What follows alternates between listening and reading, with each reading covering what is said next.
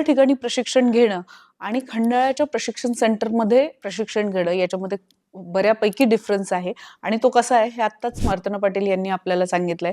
मला असं वाटतं की स्वप्नांना पंख देण्याचं काम जे आहे ते बेसिकली आपल्याकडे इथे या प्रशिक्षण केंद्रामध्ये होतंय. याच्या पुढचं व्हिजन तुमचं नक्की काय आहे त्या संदर्भात?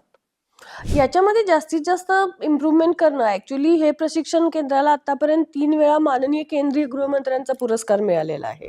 त्याचबरोबर हे एकमेव ट्रेनिंग सेंटर असं आहे की ज्याला स्मार्ट पोलीस ट्रेनिंग A++ ग्रेडचं प्रमाणपत्र मिळालेलं आहे.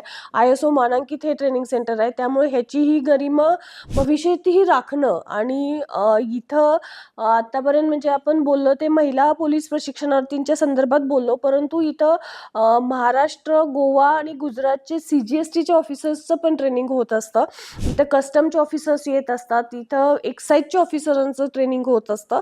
अशा प्रकारे इथं ऑफिसर लेवलचं पण ट्रेनिंग होतं. त्या दृष्टीने ह्या प्रशिक्षण केंद्राचा दर्जा ठेवणं आणि त्याच्यामध्ये जास्तीत जास्त इम्प्रूव्हमेंट करून ह्या सगळ्या प्रशिक्षणार्थींना कसं अपग्रेड करता येईल, कसं ह्यांच्यातलं नेतृत्व अजून चांगल्या प्रकारे करता येईल, समाजाच्या ज्या गरजा आहेत त्या बघून यांना कसं घडवता येईल ह्या दृष्टीनंच आमचे प्रयत्न राहतील.